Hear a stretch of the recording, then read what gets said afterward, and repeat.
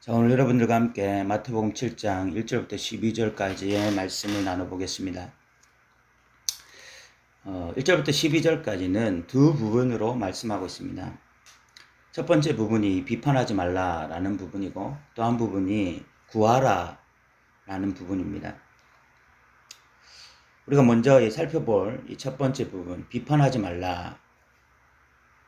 이 말씀을 보면서 상당수 그리스도인들은 비판하지 말라라는 말씀을 판단하지 말라, 분별하지 말라 이렇게 해석하는 경우가 참 많이 있습니다. 이 말씀을 보면서 판단도 하지 않고 분별도 하지 않게 되어지는, 오히려 이 말씀을 보면서 이 말씀을 오도해서 그런 현상들이 일어나더라는 것입니다. 그러면서 모든 것이 그냥 좋은 것이 좋은 것이다. 모든 것을 그냥 긍정적으로 생각하자. 이렇게 하면서 건전한 분별, 건전한 판단까지도 중지해버리는 그런 그리스도인들이 많더라는 것입니다.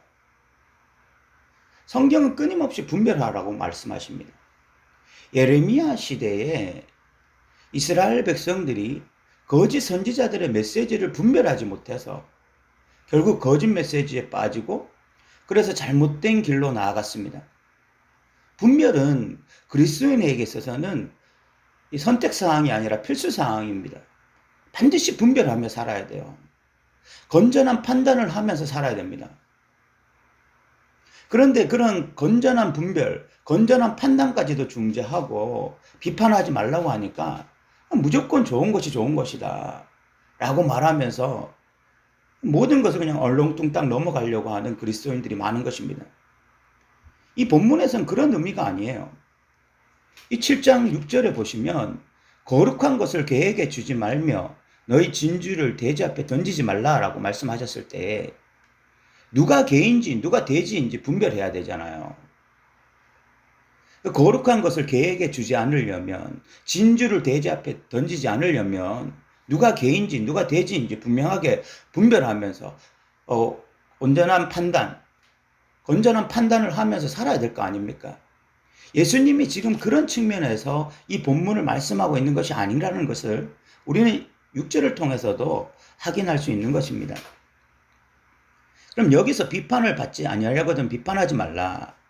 너희가 비판하는 그 비판으로 너희가 비판을 받을 것이다 라는 말씀의 의미는 뭐냐? 비판을 넘어서 정죄를 하고 있는 그 상황을 말하고 있는 것입니다. 하나님만이 하실 수 있는 정죄, 하나님만이 하실 수 있는 판결, 그것을 인간이 내려버리는 것을 의미하는 거야. 우리가 어떤 이 잘못에 대한 잣대, 이것이 나에 대해서는 굉장히 간대해요. 우리는 내가 이런 행동을 할 수밖에 없었던 원인, 상황, 나의 마음의 상태, 이런 것들을 우리는 충분히 말을 할 수가 있어요. 그래서 자신의 잘못에 대해서는 참 이해가 빠르죠. 용납이 잘 됩니다. 그런데 남에 대해서는요, 정확한 잣대를 들이대면서 그것에 대해서 조금이라도 벗어나면 우리는 비판을 하는데 비판을 넘어서 아예 정죄를 해버리는 거야. 판결을 내려버리는 거야. 그런 것을 하지 말라는 것입니다. 나의 잘못에 대해서는요, 나의 들보에 대해서는 내가 왜 이렇게 행하는지, 왜 이런 들보를 가지고 있는지 용납이 잘 되면서 남의 티끌에 대해서는 그것을 견딜 수 없어 하고 그것을 판결을 내려버리고 그냥 정죄하는 자리로 그렇게 가지 말라는 것입니다.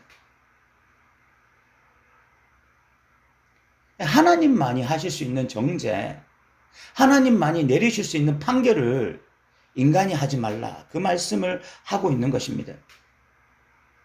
그러면서 그런 삶을 살고 있는 자는 결국 어떤 자냐? 외식하는 자다. 신약에서 예수님이 가장 싫어하시는 자는 외식하는 자입니다. 외식하는 자의 특징이 무엇인가 하면 사람들에게 보이려고 뭘 하는 자들이에요. 사람들 의식하면서 사는 자들입니다. 사람들 의식하면서 사는 자들은요, 늘 사람들에게 어떤 평가를 받느냐가 중요해요. 사람들에게 어떤 평가를 받느냐가 중요한 사람들은요, 남에 대한 평가도 잘 내립니다. 남이 이렇고 저렇고 이런 말들을 잘합니다.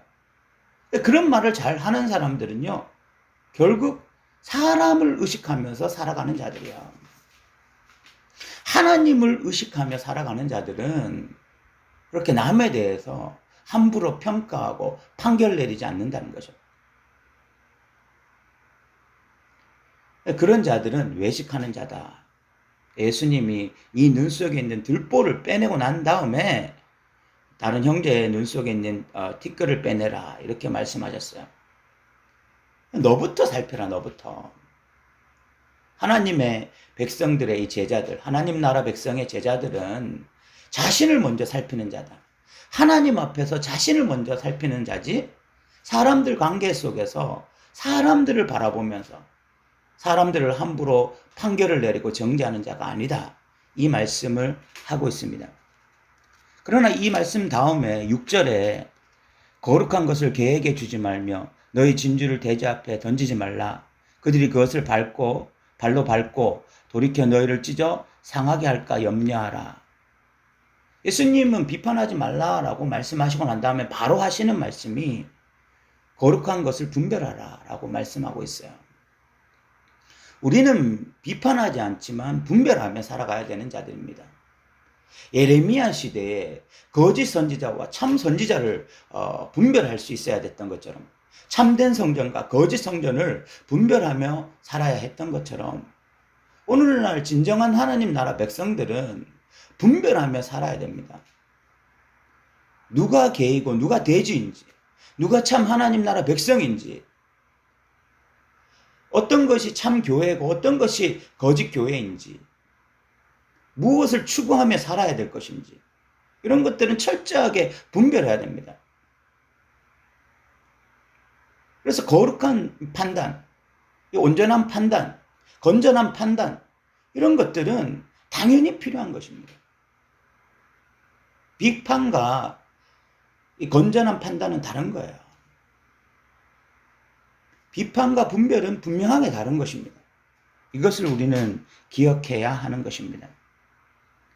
비판하지 않지만 하나님 나라 백성들은 분별하며 살아간다. 이것을 우리가 기억해야 되고요. 7절부터 12절까지는 또 한국교회 성도들이 너무나 많이 오해하고 있는 구절입니다. 구하라 그리하면 너에게 주실 것이요, 찾으라 그리하면 찾아낼 것이요, 문을 두드리라 그리하면 너에게 열릴 것이다. 그래서 구하는 이마다 받을 것이고 찾는 이가 찾아낼 것이고 두드리는 이에게 열릴 것이다. 이 본문은 분명히 기도에 대한 이야기입니다. 이 본문을 보면서 기도할 때 무조건 구하면 되는 것이구나, 무조건 찾으면 되는 것이구나, 무조건 문을 두드리면 되는 것이구나, 그렇게 생각하고 그냥 무분별하게 마음대로 구하고 마음대로 찾고 마음대로 문을 두드리는 그런 그리스도인들이 참 많이 있습니다. 본 단락만 보면 그런 식으로 해석이 가능할 것처럼 보입니다. 악한 자라도 자식에게 좋은 것 줄 줄 아는데 하물며 하나님에게냐? 하나님은 구하는 자에게 주신다. 이런 본문의 내용이기 때문에 마치 어떤 것이라도 구하고 찾고 두드리기만 하면 하나님이 주실 것 같은 그런 뉘앙스를 풍기는 것이 진짜 이 본문의 의미예요. 그런데 이 본문의 의미를 조금만 더 확대해서 생각해 보십시오. 이 7장이 아니라 6장까지만 확대해도 이 본문이 그런 의미가 아니라는 것을 바로 알 수 있게 되어집니다. 우리가 성경을 이렇게 볼 때 그냥 하나의 구절이나 하나의 단락만 이렇게 보면서 성경을 해석하는 것을 이단적 해석이라고 말을 합니다. 이단들이 잘하는 게 그거잖아요. 그냥 하나의 구절, 하나의 단락, 그냥 그것만을 가지고 해석함으로써 본문 전체의 의미, 성경 전체의 의미를 훼손하고 임의적인 해석, 자의적인 해석을 함으로 이단이라고 우리가 말하잖아요. 이 단락만 보면서 그런 식으로 해석하는 것은 사실 이단적인 해석인 것입니다. 6장까지만 가도 이미 이 본문의 의미가 그런 것이 아니라는 것을 바로 알 수가 있어요. 6장 33절에 먼저 그의 나라와 그의 의를 구하라 라고 말씀합니다. 기도할 때 무엇을 구해야 되는지 6장에 이미 그 내용을 말씀하셨어요. 아무거나 구해도 된다. 아무거나 찾아도 된다. 아무것이나 두드려도 된다가 아니라 먼저 그의 나라와 그의 의를 구하라고 6장에서 이미 분명하게 말씀하셨어요. 그래서 7장에서 우리가 구하고 찾고 두드려야 될 것은 먼저 그의 나라와 그의 의인 것이죠.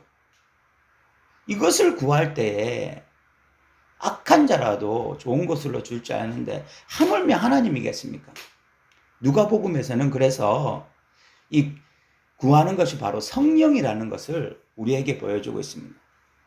성령을 구하라는 것은 결국 성령님이 내 안에 충만해서 하나님의 통치 속에서 사는 먼저 그의 나라와 그의 의인 것입니다.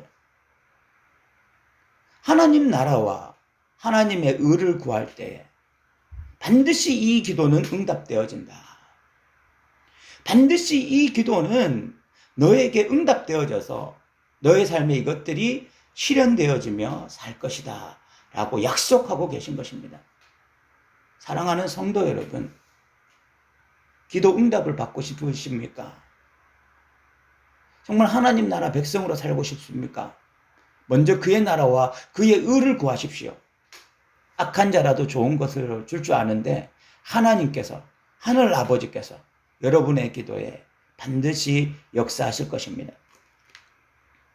그리고 12절을 보면 그러므로 무엇이든지 남에게 대접을 받고자 하는 자는 받고자 하는 대로 너희도 남을 대접하라. 이것이 율법이요 선지자니라 이렇게 말씀합니다. 이 구절도 앞에 구하라 너희에게 주실 것, 구하라 그리하면 너희에게 주실 것이요 찾으라 그리하면 찾아낼 것이요, 이 단락과 어울리지가 않습니다. 뜬금없는 어떤 구절인 것처럼 보여요. 그런데 이 12절은 이 그러므로는 5장부터 시작된 이 산상수훈의 결론 부분입니다. 앞단락에 구하라 그리하면 너희에게 주실 것이요, 이 단락의 결론이 아니라 이 5장부터 시작된 이 설교 시작 부분에서의 이 결론 부분이 바로 이 7장 12절인 것입니다.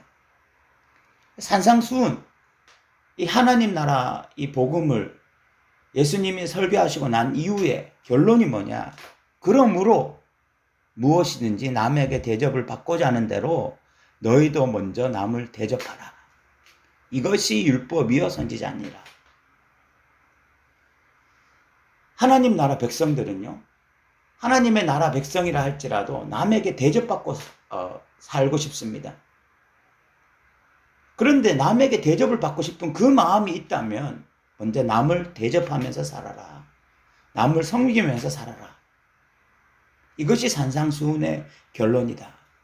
하나님 나라 백성이 살며 추구하며 살아야 될 그 삶의 방향, 그것은 바로 남을 대접받고 싶다면 먼저 남을 대접하며 사는 삶, 그것을 오늘 본문에서 말하고 있습니다. 사랑하는 우리 더누린교회 식구 여러분, 하나님 나라 백성이 살아야 될 삶은 비판이 아니라 분별하며 사는 삶이고 기도하며 사는 삶인데, 그 기도하며 사는 삶은 먼저 그의 나라와 그의 의를 구하는 삶입니다. 그리고 산상수훈의 결론은 남에게 대접받고 싶냐? 그러면 먼저 남을 대접하며 살아라 라는 것이라는 것입니다. 오늘도 이 말씀을 함께 해주셔서 감사합니다.